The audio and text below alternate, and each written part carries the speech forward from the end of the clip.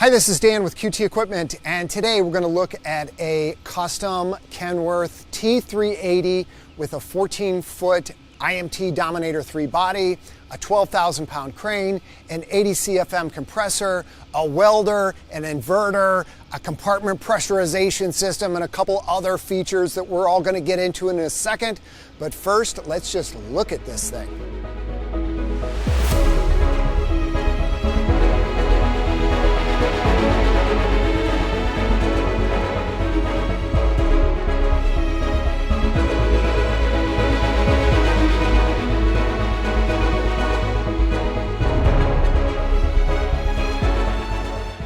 On the equipment side, we've got a 14-foot IMT Dominator 3 body. We've got an IMT 12,000-pound crane, so that's going to pick up 12,000 pounds as a max lift close to your truck and reach out 30 feet. We've got the IMT 80 CFM cold weather version of their Rotary Screw Compressor. We've got a whole video on that. We won't go through that today. We've also got a Bobcat 265 welder here. What I really want to focus on, because we've covered a lot of this stuff in previous videos, is the compartment pressurization system, the top, and a couple other options. So what is this thing? This is a compartment pressurization system. We don't do very many of these, and it's one of the main reasons I wanted to do this video. When you're driving down the road normal without this, you create a little bit of a vacuum inside those compartments, and even if you've got all your weather stripping and everything perfectly fine, micro pieces of dirt and water can find themselves inside your compartments over time. What this is going to do is it's going to draw air in from the outside and then pressurize your compartment. There's one of these on the driver's side, there's also one on the passenger side. All these compartments are connected together. With one system, you can pressurize everything on the one side of your side packs.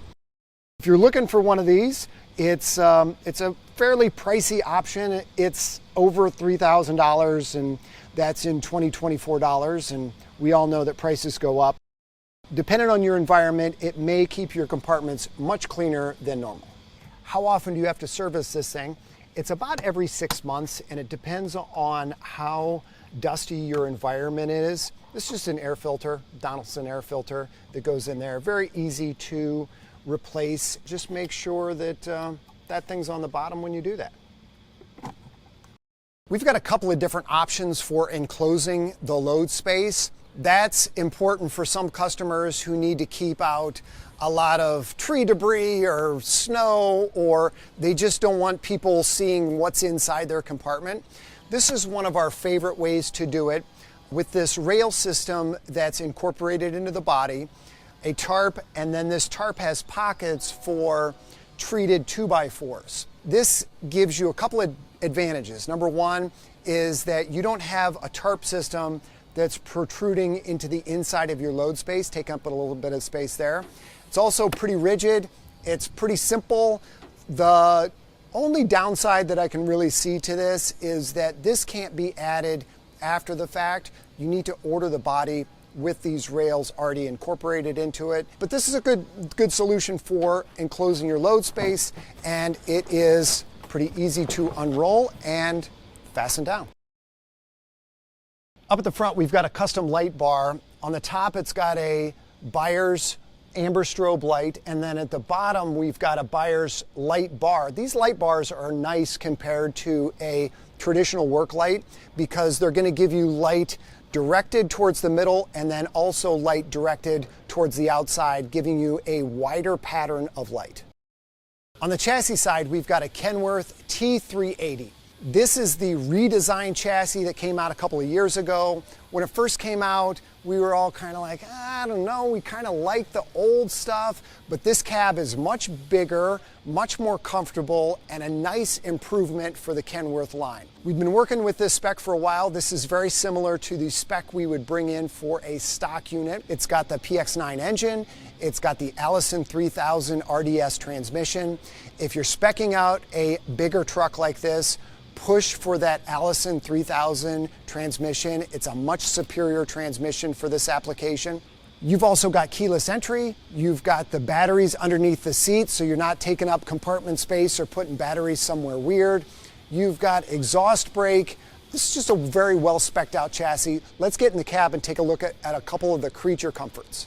This redesigned Kenworth is so much more roomy than the old one. You don't have much storage behind the seat, but you do have a lot of other storage up top and in the middle here. These mirrors are power mirrors and they're also heated. You've got cruise control. You notice this switch says comp heat. That stands for compressor heat. And the compressor that we have has a cold weather package on it. You can flip that switch on. That's going to activate the cold weather features of that compressor and you'll be ready to go once it shows up at the job site. You've got gauges, you've got in-cab navigation. This truck has a backup camera on it, and that's what it looks like from the rear. This swipes over to the left. You got internet, you got messaging. You can do math on this thing. This is like an iPhone in your Kenworth. This is crazy.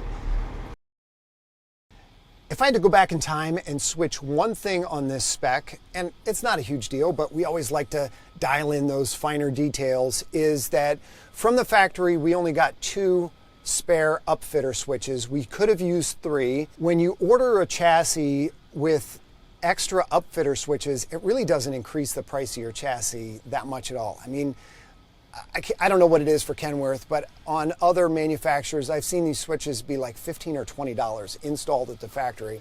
It's so much easier and less expensive to get those switches from the factory like that. You're spending a lot of money on these trucks anyways. You might as well set yourself up so that if you need to add anything additional to your truck that would need an upfitter switch, you've already got it there. It looks clean. It looks nice from the factory. On the front of the body, we have aluminum diamond plate.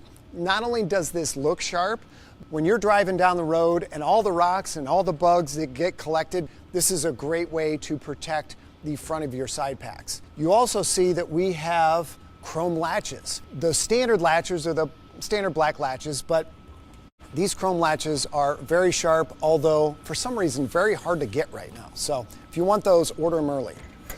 Inside the first compartment, we've got a set of IMT toolboxes. And then moving on, we've got more IMT toolboxes. This third vertical compartment, we've got a shelf above. You can see the fan for the compartment pressurization system at the top here. And then we've got bolt bins. These bolt bins will come with dividers. Every one of these compartments has compartment lights so that you can see inside the compartment at night.